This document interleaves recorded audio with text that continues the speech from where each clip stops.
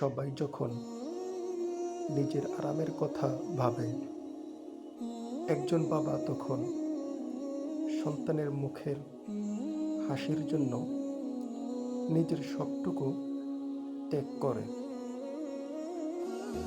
৩০ টাকা বাঁচাতে ৩ কিলোমিটার হাঁটে। এটা বাবার জন্য কষ্ট নয়, এটা এক বাবার নীরব ভালোবাসা।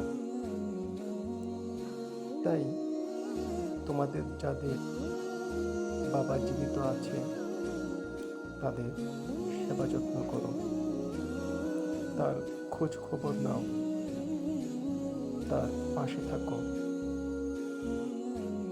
বৃদ্ধ বয়সে তুমিই একমাত্র তার ভরসা। তাকে কখনো কষ্ট দিও না।